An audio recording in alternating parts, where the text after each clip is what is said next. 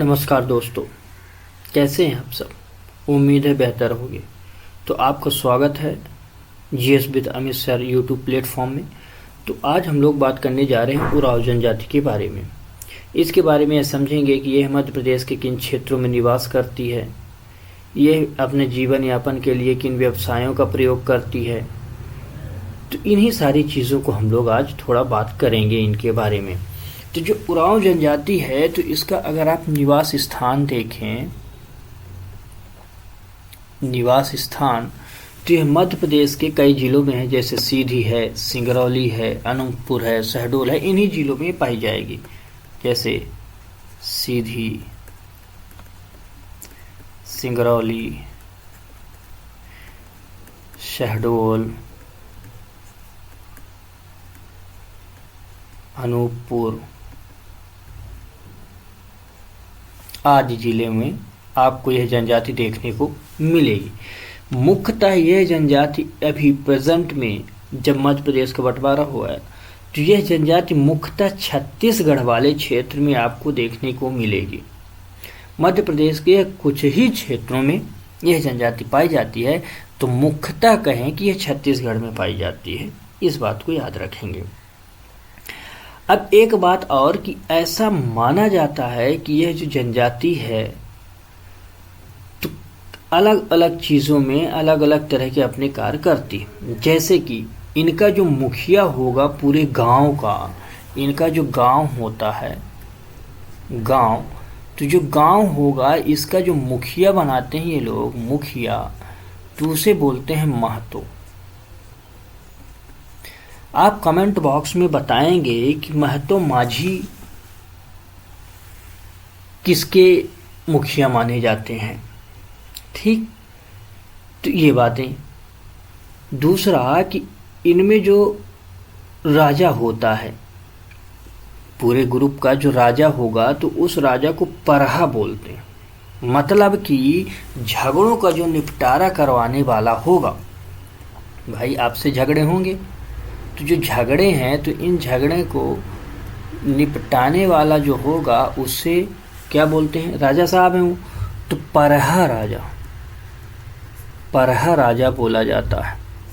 ये परहा राजा जो है, तो आपसी झगड़ों को इनको निपटाते हैं। लेकिन एक चीज़ याद रखें कि इस जनजाति के बारे में ये कहा जाता है कि यह जनजाति सबसे ज़्यादा ईसाई धर्म से प्रभावित हुई, और उस धर्म से प्रभावित होने के बाद यह जनजाति ईसाई धर्म को अपना ली। तो सबसे ज़्यादा माइग्रेट जो करी ये जनजाति धर्मपरायण, वह करी है ईसाई। तो ये ईसाई धर्म से प्रभावित है और धारण भी करी है, धारण करती है, यह धारण करी है, धारण की है। तो इस चीज़ को याद रखें कि सबसे ज़्यादा ईसाई धर्म को अपनाने वाली या स्वीकार करने वाली जनजाति भी इसे माना जाता है। लेकिन यह जनजाति, एक चीज़ हमने और बताया था कि विवाह से पहले युवा ग्रह होते हैं, तो युवा ग्रह, इनमें भी एक युवा ग्रह जैसी परंपरा चलती है, और उस युवा ग्रह परंपरा को ये लोग बोलते हैं धमकोरिया। तो इनके युवा ग्रह को अलग में से लिख लेते हैं। युवा ग्रह जो इनका होगा, युवा ग्रह, इस युवा ग्रह को बोलते हैं धमकोरिया। क्या बोलते हैं? युवा ग्रह को धमकोरिया बोलते हैं। तो इतनी बातें आपको समझ आए। अब ये जो ये जो जनजाति है, तो कुछ नृत्य भी करती है और कुछ देवी देवताओं को भी मानती है। तो इनके देवता की अगर हम बात कहें कि इनके देवता कौन हैं, तो ये देवता मानते हैं धर्मेश को। कौन से हैं? इनके जो प्रमुख देवता हैं, प्रमुख देवता धर्मेश अर्थात सूर्य भगवान। ठीक, परिवार के रूप में सूर्य भगवान की पूजा करने वाली कौन सी जनजाति है, ये आप मुझे कमेंट बॉक्स में बताएंगे। ठीक, तो ये लोग ऐसा करते हैं। साथ ही साथ और भी हैं, जैसे महादेव जो हैं, महादेव की भी पूजा करते हैं ये लोग। ठीक, तो महादेव महादेव की भी ये पूजा करते हैं। इस तरह अब हमने कहा युवा ग्रह जो है, तो युवा ग्रह के साथ साथ इनमें विवाह परंपराएं भी होंगी।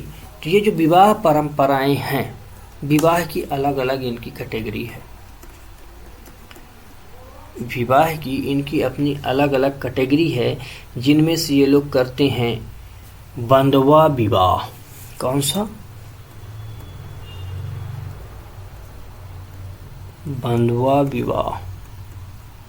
ठीक, ऐसे ही ये लोग करते हैं बूंदे विवाह। कौन सा?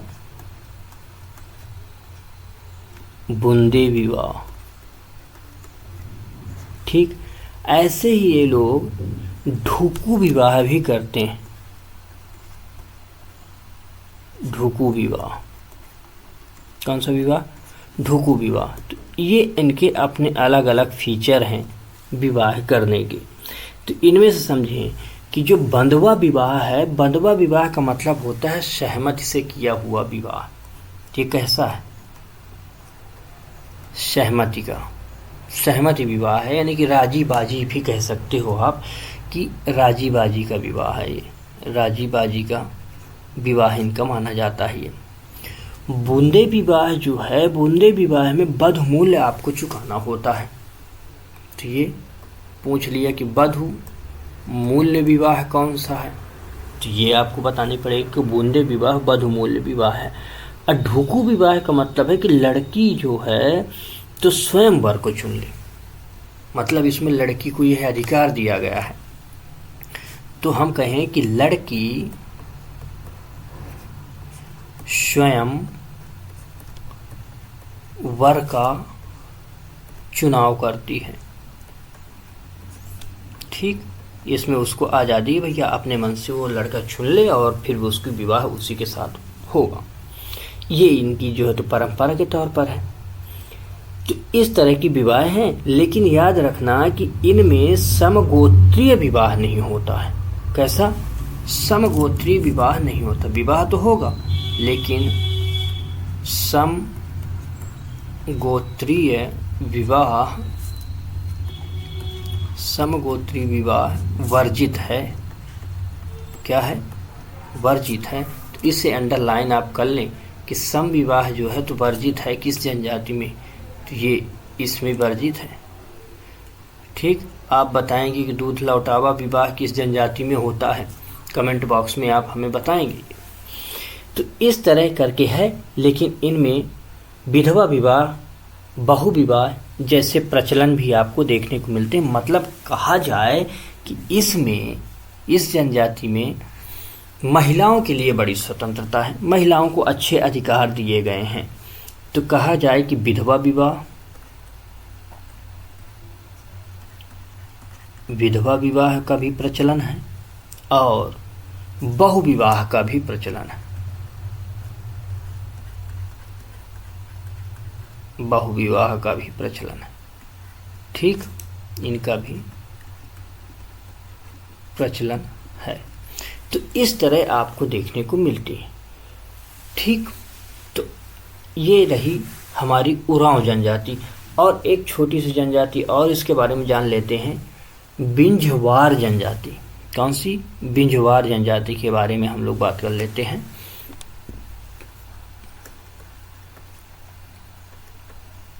बिंझवार जनजाति, बिंझवार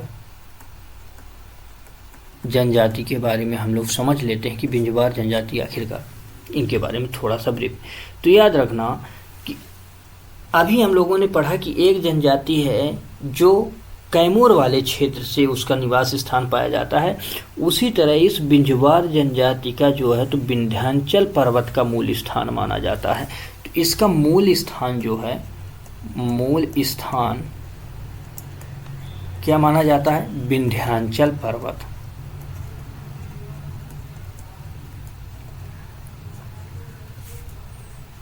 विंध्याचल पर्वत।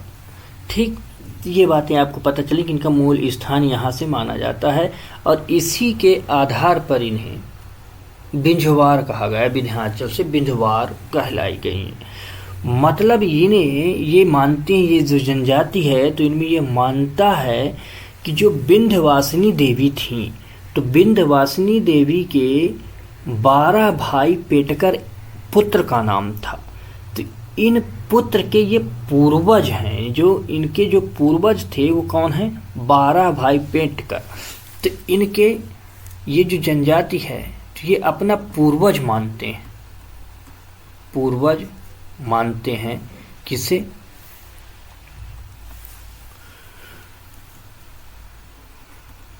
12 भाई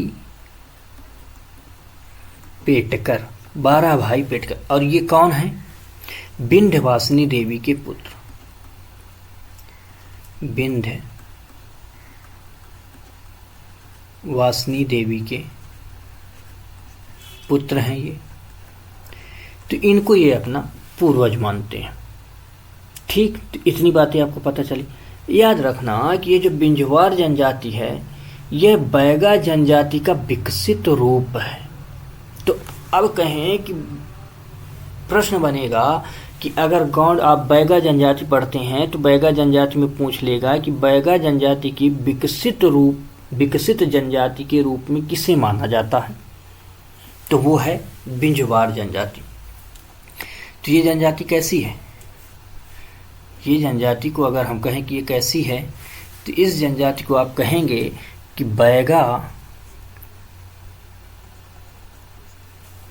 बैगा का विकसित रूप।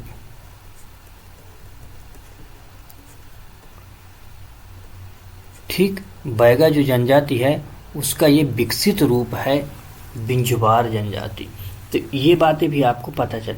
अभी बैगा जैसे कुछ अभी भी हैं जो आदिम जनजाति जी रहे हैं, धीरे धीरे सब होते जा रहे हैं। जैसे कि अभी हमारा ये जो समाज है, आधुनिक समाज, उसमें बहुत से निम्न लोग हैं, धीरे धीरे ऊपर की तरफ वो बढ़ रहे हैं। जैसे मानो कि क्या सभी को एक प्रकार से सरकार की योजनाओं का लाभ मिल पाता है? क्या एक प्रकार से सभी अभी हमारे समाज में जीवन यापन कर पा रहे हैं? बहुत से लोग हैं जो इतने गरीब हैं कि उनको 2 वक्त का खाना भी नहीं मिल पाता है। बहुत से लोग ऐसे हैं कि उनकी 7 पीढ़ियों का खाना ना खत्म हो। तो ऐसे ही इनमें जो बैगा धीरे धीरे ऊपर की तरफ, अपर क्लास की तरफ बदलती गई, मॉडर्न युग की तरफ जुड़ते गए, तो उनसे कट गए सामाजिक कल्चरल के हिसाब से। रहन सहन, खान पान, पहनावा, सब कुछ इनका बदल गया। तो उसी तरह बिंझवार हो गई, यानी कि उनसे उन्नत हो गई है, ऊपर की तरफ बढ़ गई, सभ्य ज़्यादा हो गई। आदिम समाज को ये लोग छोड़ दिए। ठीक, तो धीरे धीरे जब ये सभ्य समाज के संपर्क में आ गई, उन्हीं को हम लोगों ने बिंझवार जनजाति कहा। लेकिन याद रखिए कि बिंझवार जनजाति के भी अपने उपवर्ग हैं।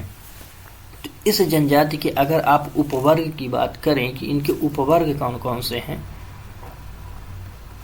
इनमें भी कुछ उपवर्ग हैं। जैसे कि बिंझवार तो है ही, सोनझार,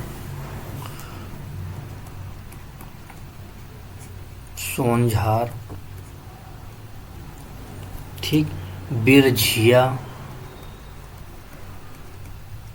क्या है? बिरझिया, ऐसे ही बिसिया,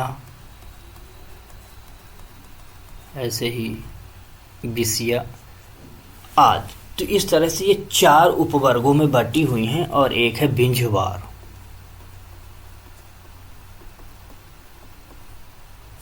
ठीक, तो इनके कितने उपवर्ग हैं?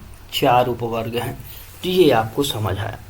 तो आज की क्लास को हम लोग यहीं तक रखते हैं।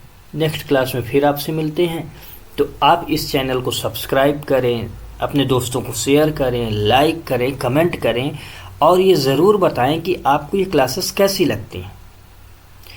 तो तब तक के लिए धन्यवाद। आप लोग पढ़ते रहें, बढ़ते रहें। जय हिंद, टेक केयर।